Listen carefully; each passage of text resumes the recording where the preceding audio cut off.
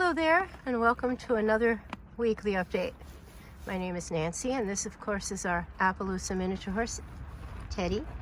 Called him Teddy Bear when he was little, but we call him Teddy now. And he is almost 3 years old. He'll be 3 years old in a few days. We're going to have a birthday party on his birthday.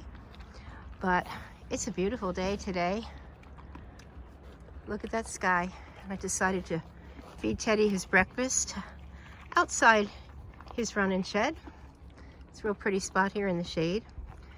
But today I wanted to talk a little bit about blinders and why I've been training Teddy, been training him to drive now for a little over a year, and why I have worked with him with blinders and without blinders. They are also called blinkers. And in a minute I'm going to walk over to where I have my two head stalls for Teddy and show you the difference for those who are new about blinders or blinkers in driving.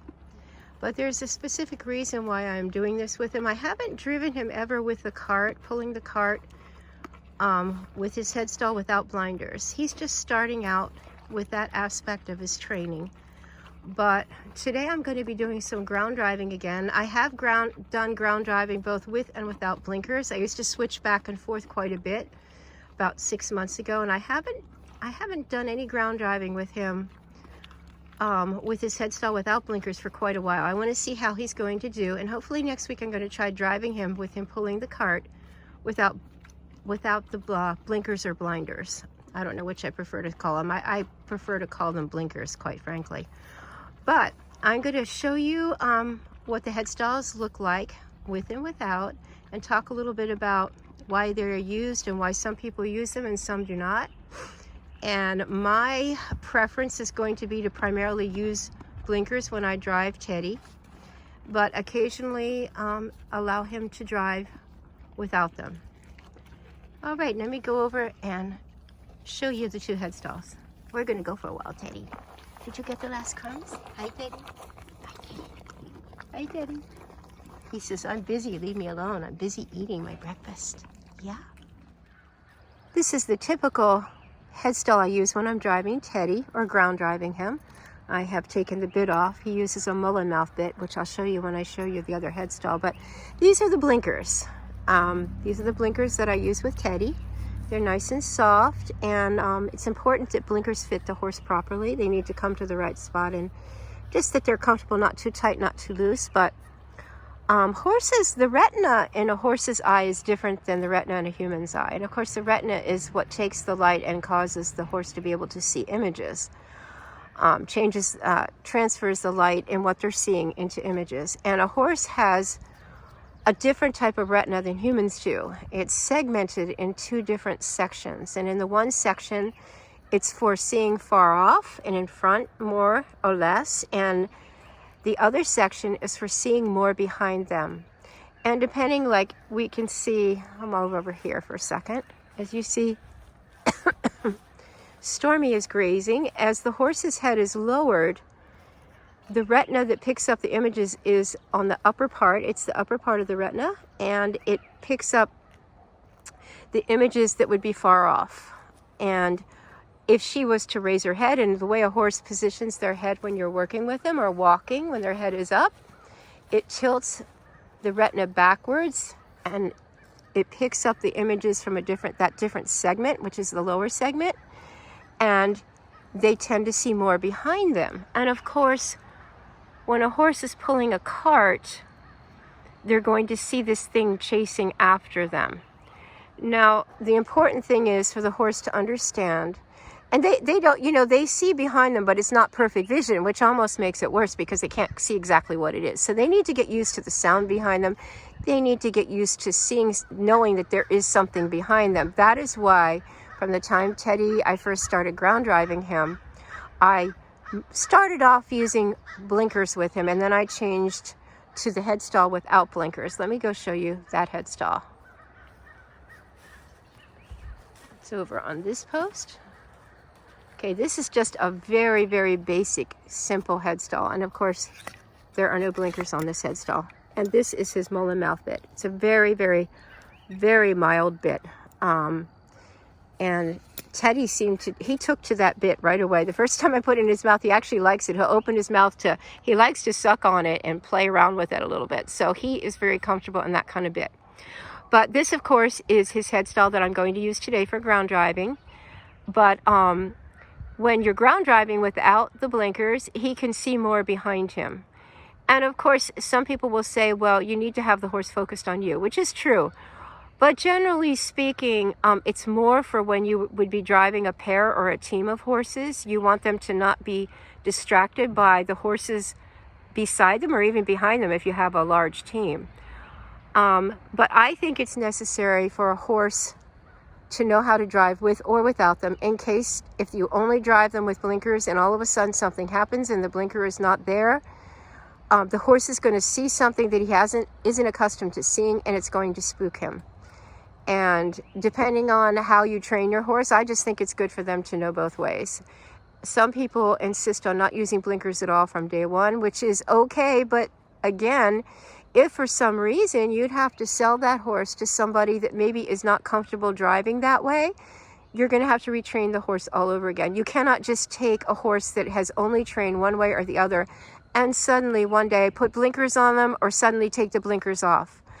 If I bought a horse that I wanted to get a little bit used to and accustomed to driving without blinkers, I would start from the very beginning. I would start with simple ground driving until that horse was comfortable with it. Now, there are some horses, I have a good friend who's trained many driving horses that are just more comfortable not wearing blinkers at all. My one friend, Janice, she recently got a pony to drive, and the pony just does so much better without blinkers, so she doesn't use them. They're just more comfortable. Teddy, from switching back and forth, I believe that Teddy is more comfortable with them. Next week, I plan to do a little bit of driving in the arena without the blinkers to see just how he does with it. But again, it's personal preference. There's not a right way. There's not a wrong way. You are not marked down if you show your horse with blinkers or without blinkers. If you don't have the blinkers on, you are not required to have blinkers. Now, some junior shows and 4-H shows and certain type of specialty shows, they may require them for safety reasons for children, just because I don't really know why, if the horse is used to not driving with them, but they do. There's a few rare occasions, but for the most part, in sanctioned shows, you are not marked down for not having blinkers on your head stall. But that's just a quick little summary of that. There's a very good article if you're interested in knowing more the history of blinkers and a little bit more about it in detail. I will leave in the description under my video, I will leave a link to a website, Coachman's Delight, a very good website on driving. And I will leave the link to the article on blinkers. It would be very much worth your while if you have any interest in this to take a look at that article. All right, I'm going to go get Teddy and we'll see how he does with some ground driving without blinkers today. Well, he seems like he's just taking it all in stride.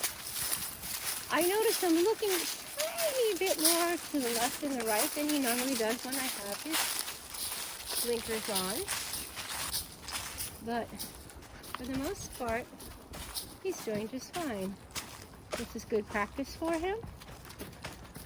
And we'll see how he does next week when I hitch the cart to him. I'm going to do a few transitions, Keith, for practice with him. Teddy, whoa, stand. I tend to think he's going to be more antsy about standing still. Yeah, I'm back here. Yeah, you can see a little bit back here now, can't you? And walk. Good job, Teddy. That was a very nice stand. Teddy evidently remembers this. He's basically no different than he is when I drive him with blinkers, when I ground drive him with blinkers. A little bit more turning to the right and left, especially when I stop. He can see me and his vision behind him more now because the blinkers are not blocking that view. Whoa, stand. And still. And still. Good job, and walk.